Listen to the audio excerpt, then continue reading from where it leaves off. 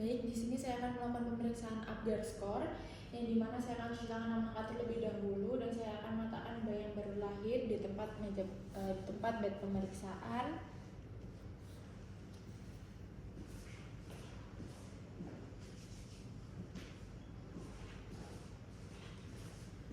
Baik, setelah itu saya akan menilai appearance atau warna kulit, yang dimana saya akan melihat kulit bayi.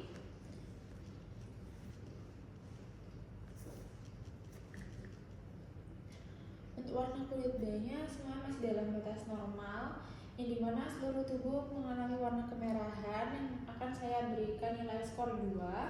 Selanjutnya saya akan menghitung puls jantung bayi dengan menentukan laju jantung dengan mengukur puls atau meletakkan tangan di dada bayi dan mengukur frekuensi denyut yang selama 1 menit. Untuk detak jantung dari bayi ini lebih dari sama dengan 100 kali per menit, yang dimana bayi terlihat bugar. Lalu untuk Apgar skornya adalah 2. Selanjutnya saya akan melakukan pemeriksaan refleks atau grimace, yang dimana saya akan menilai refleks bayi yang diberi rangsangan dengan penelan pada bayi. Baik, adanya rangsangan pada bayi tersebut sehingga saya akan memberikan penilaian 2, yang dimana interpretasinya adalah reaksi melawan. Selanjutnya saya akan menilai activity untuk tonus otot dari bayi ini, yaitu gerakannya aktif, yang saya akan beri nilai 2. Lalu untuk respiration atau usaha nafas dari bayi, menangis kuat, tidak lambat. Lalu saya akan menilai jumlah skornya, yang dimana masing-masing kriteria dijumlahkan dengan nilai yang didapatkan untuk menentukan keadaan bayi.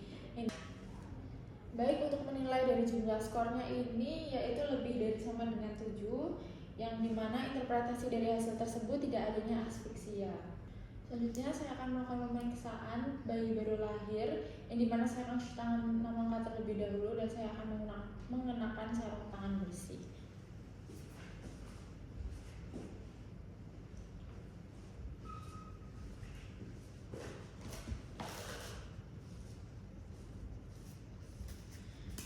Lalu saya akan menjaga suhu bayi dan lingkungan dalam keadaan sehat dengan menggunakan lampu sorot untuk menghangatkan bayi dengan jarak lampu sorot pada bayi kurang lebih 60 cm. Lalu saya akan jaga suhu ruangan tidak lebih dingin dari 25 derajat Celcius. Bila perlu AC dan kipas angin tidak boleh dihidupkan. Keringkan bayi secepatnya, terutama kepala, tanpa menghilangkan vernix. Lalu saya akan meletakkan bayi dalam keadaan terlentang, kepala sedikit lebih rendah, untuk membersihkan mulut, faring, dan hidung dari cairan mukosa darah dan debris amnion. Usap mulut dengan kasa atau suction lembut dengan suction catheter.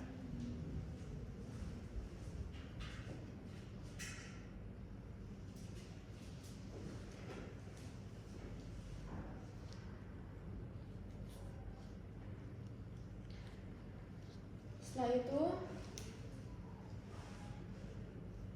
saya akan melakukan pemeriksaan pada bayi baru lahir dengan kondisi sehat yang dapat langsung diberikan kepada ibu untuk inisiasi menyusui dini. Bila dikhawatirkan adanya gawat nafas, bayi harus diletakkan pada box penghangat dan dilakukan observasi ketat. Lalu selanjutnya saya akan melakukan pengukuran antropometri, yang dimana saya akan melakukan penimbangan berat badan terlebih dahulu pada bayi.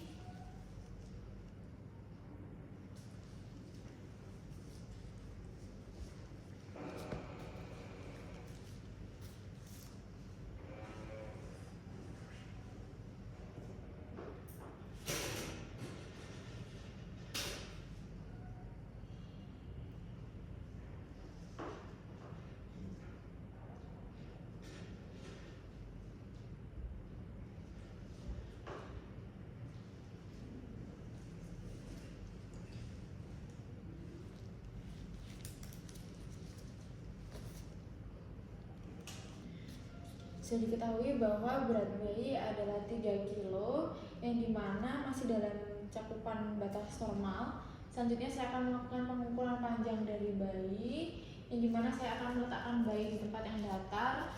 Lalu saya akan mengukur panjang bayi menggunakan alat pengukur panjang badan dari kepala sampai unit.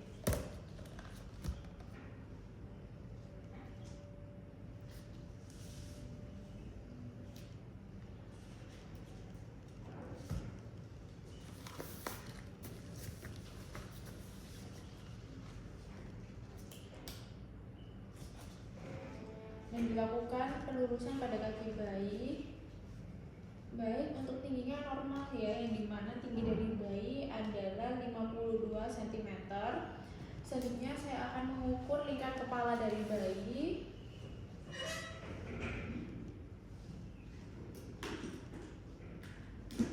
Saya akan mengukur kepala pada diameter terbesar, yaitu frontali occipitalis. Jika terdapat kapus susadium dapat dilakukan pada hari kedua atau hari ketiga.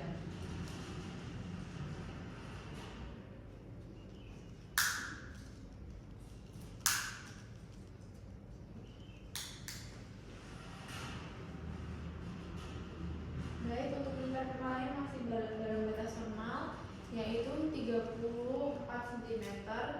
Selanjutnya saya akan mengukur lingkar dada dari bayi menggunakan pengukuran dilakukan kedua di atas puting susu.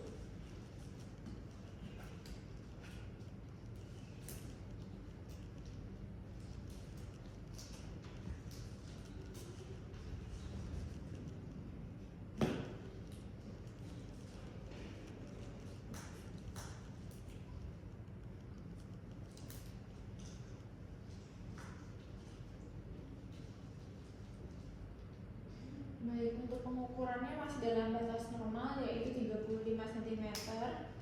Lalu saya akan memeriksa tanda-tanda vital, yang dimana saya akan memeriksa suhu dari bayi.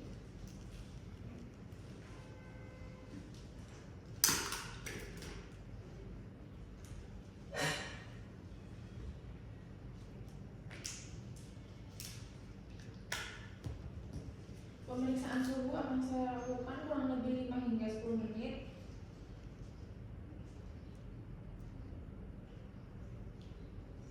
Jika sudah mendapatkan hasilnya, untuk hasilnya adalah 36,5 derajat Celcius, yang dimana suhu tersebut masih dalam batas normal. Selanjutnya saya akan melakukan pemantauan denyut jantung bayi, yang dimana saya akan memperhatikan keteraturan denyut jantung bayi. Lalu saya akan menghitung frekuensi selama 1 menit penuh.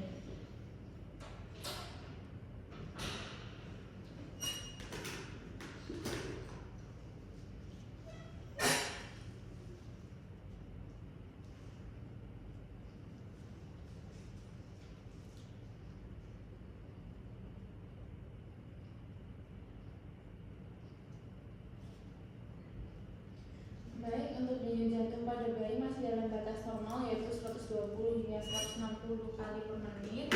Selanjutnya saya akan melakukan pemantauan pernafasan bayi. Untuk menghitung pernafasan bayi selama 1 menit penuh, memantau apakah adanya apnu dan mendengarkan suara nafas, memperhatikan tarikan dada pada bayi. Lalu saya akan menilai pernafasan dari bayi tersebut.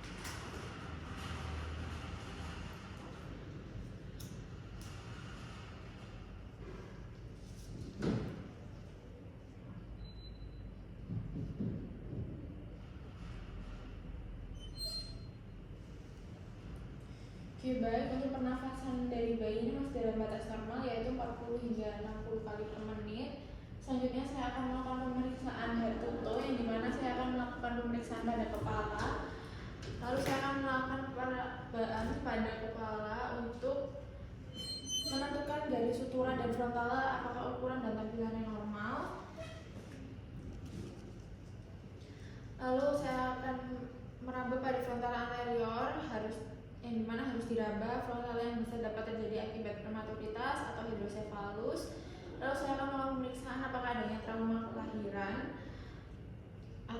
dan saya akan memperhatikan apakah adanya kelainan kongenital seperti ancefali maupun mikrosefali, yang dimana pada bayi ini masih dalam batas normal.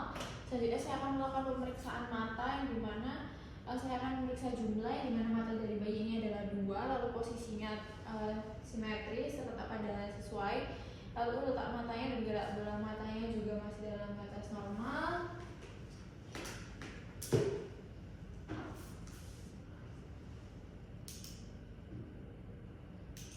Oke. Untuk korneanya tidak ada perbesaran maupun adanya warna yang keruh, tidak adanya trauma juga, lalu tidak ada sekret yang berlebih atau sekret yang abnormal pada bayi tersebut. Lalu saya akan memeriksa keadaan sklera, apakah pasien mengalami gejala icterus atau tidak. Sekarang masih dalam batas normal. Lalu untuk melihat eye blink reflex, saya akan menggerakkan seperti menutup dan memejamkan mata. Jika bayi terkena sinar atau hembusan angin, mata akan menutup dan akan menyejukkan matanya. Oke. Untuk refleksi masih dalam batas normal. Selanjutnya saya akan melakukan pemeriksaan telinga, yang dimana saya akan memeriksa dan memastikan jumlah dan bentuk posisinya simetris. Lalu saya akan melihat daun telinga dari bayi. Untuk daun telinganya bentuknya sempurna. Lalu saya akan melihat letak dari daun telinga. Untuk letaknya low set ears terdapat pada bayi yang mengalami sindrom, tetapi pada bayi ini masih dalam batas normal. Lalu saya akan melakukan pemeriksaan pada bagian hidung. Untuk bagian hidungnya masih dalam batas normal. Lalu saya akan melihat pada bayi nafasnya normal menggunakan hidung, tidak menggunakan mulut. Lalu untuk hidungnya tidak ada sekret yang abnormal. Lalu untuk pernafasan cuping hidungnya tidak ada pengembangan cuping hidung, yang dimana hal tersebut masih dalam batas normal. Selanjutnya saya akan melakukan pemeriksaan bibir dan mulut. Untuk bibir dan mulutnya semuanya masih dalam batas normal, tidak ada cyanosis. Lalu saya akan mengkaji refleks routing yang mencari routing susu, dan mengkaji refleks sucking dari bayi dan swallowing dari bayi.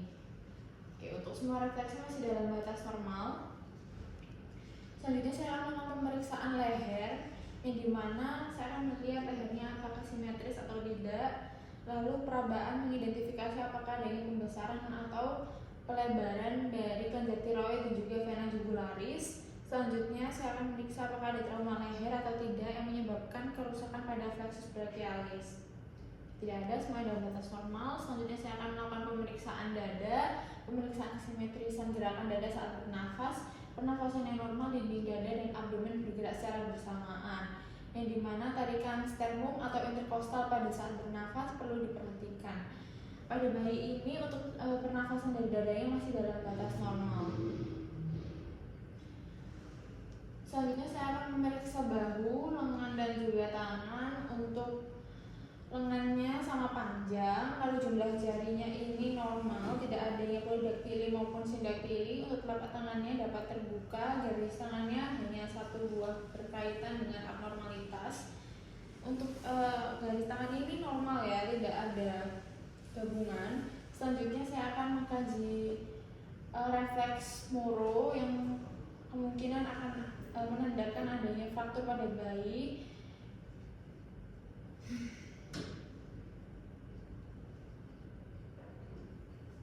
Selanjutnya saya akan melakukan refleks Moro, yang dimana saya akan melakukan tarikan pada tangan bayi dan supaya diharapkan bayi dapat kembali dengan posisi semula.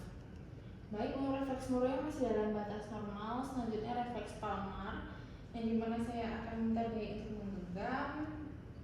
Baik, untuk genggaman dari bayi ini kuat. Lalu saya akan memeriksa abdomen. Saya akan pertama mengamati tali pusat terlebih dahulu. Terdapat 2 arteri dan juga 1 vena. Lalu saya akan melakukan observasi pergerakan abdomen. Lalu saya akan meraba abdomen untuk melihat dan memeriksa apakah adanya massa atau tidak. Lalu saya akan melihat dan meraba bentuk abdomen, semuanya masih dalam batas normal. Lalu saya akan memeriksa genitalia pada bayi laki-laki. Untuk pada bayi laki-laki panjang penis normal yaitu 3 hingga 4 cm dan lebar 1 hingga 1,3 cm. Lalu posisi lubang uretranya juga masih dalam batas normal yaitu berada di ujung. Lalu preposiumnya tidak ditarik karena akan dapat menyebabkan fimosis. Lalu skrotum harus dipalpasi untuk memastikan jumlah dari testis apakah 2. Bayi cukup bulan, testis sudah harus turun di skrotum. Dan pada bayi ini testisnya sudah turun keduanya. Selanjutnya saya akan memeriksa tungkai dari kaki. Saya akan memeriksa untuk kesesuaian kesimetrisan. Lalu saya akan menilai panjang dari kedua kaki dengan cara meluruskan. Baik, untuk pemeriksaan dari tungkai dan kakinya juga masih dalam batas normal. Lalu saya akan mengkaji refleks Babinski dengan mengusap dan menonjolkan dasar dari telapak kaki bayi dengan jari membuka. Lalu saya akan memeriksa spina dari punggung dengan cara melumpuhkan bayi. Cari apakah adanya tanda-tanda abnormalitas seperti spina bifida, pembekakan lesung atau bercak kecil berambut yang tidak menunjukkan adanya abnormalitas medula spinalis atau kolumna. Baik, untuk dari pemeriksaan punggung juga masih dalam batas normal. Lalu saya akan melakukan pemeriksaan pada anus dan juga rektum. Di sini untuk anus dan rektum dari bayi tidak ada atresia. Untuk posisinya juga dalam batas normal. Untuk mekonium secara umum keluar 24 jam pertama hingga 48 jam. Jika belum keluar memungkinkan adanya mekonium plaque syndrome atau megacolon yang diakibatkan karena obstruksi saluran pencernaan. Lalu saya akan memeriksa kulit dari bayi. Untuk kondisi kulit dari bayi, untuk warnanya tidak ada ruam, tidak ada pembekakan maupun tanda-tanda infeksi. Lalu saya akan mengecek apakah adanya bercak atau tanda lahir. Sini semua normal.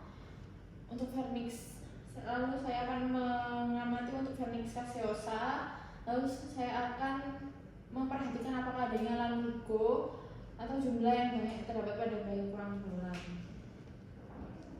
Selanjutnya saya akan melakukan injeksi vitamin K 1 mg secara IM.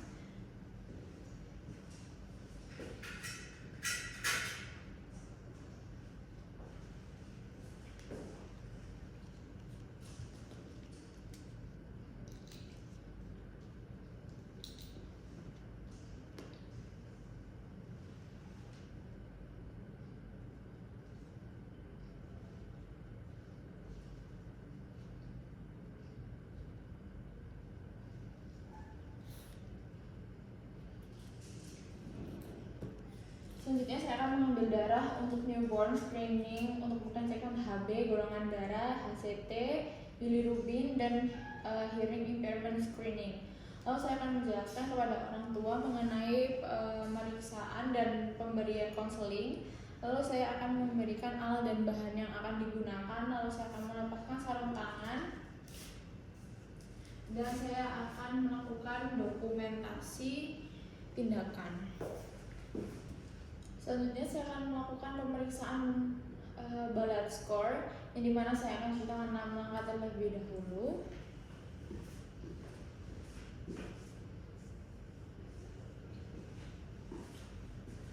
Lalu saya akan meletakkan bayi yang baru lahir pada tempat pemeriksaan. Lalu saya akan meletakkan bayi di tempat terlentang dan pemeriksa menunggu sampai bayi tenang. Selanjutnya saya akan memeriksa atau menilai postur dari bayi. Untuk posturnya ini maturity score-nya itu 4, yang dimana dengan bentukannya seperti frog pose. Lalu saya akan melihat jendela siku, yang dimana tangan fleksi pada pergelangan dari bayi, diberi cukup tekanan untuk mendapatkan posisi refleks mungkin.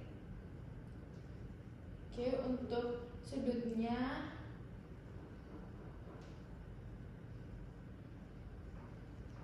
ini hingga 0 derajat, yang dimana maturity score-nya adalah 4. Selanjutnya saya akan menilai recoil lengan dengan pergelangan kedua tangan bayi dan fleksikan bagian bawah sejauh mungkin. Lalu saya akan melepaskan dan bayi memberikan refleks, yaitu maturity score 4. Selanjutnya saya akan menilai sudut poplitea, yang dimana pas bayi. Selanjutnya saya akan melakukan pemeriksaan sudut poplitea, yang dimana bayi diposisikan terlentang, kemudian paha ditempatkan lembut di perut bayi dengan lutut ditekuk penuh. Di sini saya akan memegang satu kaki dari bayi dengan lembut dengan satu tangan mendukung sisi paha dengan tangan lain, dengan tidak memberikan tekanan pada paha belakang. Pastikan bayi berhenti menendang saat aktif sebelum melakukan ekstensi kaki. Kemudian saya akan mengukur sudut yang terbentuk pada paha dan betis dari daerah poplitea. Baik, untuk hasilnya adalah kurang dari 90 derajat, yang dimana hal tersebut masih dalam batas normal dengan maturity score-nya adalah 5. Lalu saya akan mengecek tanda Shell, yang dimana bayi akan saya baringkan. Lalu pemeriksa mengarahkan kepala bayi ke garis tengah tubuh, didorong tangan bayi melalui dada bagian atas dengan satu tangan dan ibu jari sisi lain. Baik, Baik, untuk maternity score-nya adalah 4, yang dimana sejajar dan tetap lurus. Selanjutnya saya akan melakukan parasitomi telinga, yang dimana saya akan memposisikan bayi dengan keadaan terlentang, lalu saya akan pegang kaki bayi dengan ibu jari dan telunjuk, lalu tarik sedekat mungkin dengan kepala tanpa memaksa. Lalu saya akan mempertahankan panggul pada permukaan meja periksa dan amati gerakan antara kaki dan kepala serta tingkat ekstensi lutut. Untuk maturity score-nya adalah 4. Lalu untuk kematangan fisik saya akan memperlihatkan kulit bayi baik warna maupun tekstur. Selanjutnya saya akan menilai kematangan fisik dari bayi yaitu 4 seperti kertas kulit, pecah-pecah dalam, tidak ada vena. Lalu untuk lanugonya atau rambut halus pada bayi dengan mengamati daerah atas sampai bawah dan juga punggung bayi. Kemudian saya akan memberi skor. Oke, untuk skornya adalah 4 yang dimana tidak ada. Selanjutnya saya akan menilai permukaan pelantar kaki dari bayi, ukuran panjang dari ujung kaki bayi hingga tumit, hingga saya akan melihat garis telapak. Untuk lipatannya ada lipatan 2/3 anterior, dan juga untuk lipatannya ini ada garis-garis pada seluruh telapaknya yang dimana masih dalam batas normal. Untuk payudaranya saya akan menilai ukuran areola dan menilai ada atau tidak bintik-bintik, papila, monometri. Payudaranya juga masih dalam batas normal, areola penuh, benjolan 5 hingga 10 mm. Selanjutnya saya akan menilai mata dan juga daun telinga. Lalu saya akan melakukan palpasi ketebalan kartilago dan melipat daun telinga ke arah wajah. Lalu saya akan melepaskannya dengan mengamati kecepatan kembalinya. Baik, untuk daun telinga juga masih dalam batas normal, yang dimana nilainya adalah 3, yang dimana pinna keras dan berbentuk recoil. Untuk lambung dari bayi laki-laki saya akan memberikan skor 3, yang dimana testis, diskrotum, dan juga rugi jalan. Selanjutnya saya akan melakukan penotalan dari jumlah skor. Dari jumlah skornya adalah 46, yang dimana hal tersebut pada bayi ini adalah normal. Terima kasih. Selanjutnya saya akan mencuci tangan angka kembali.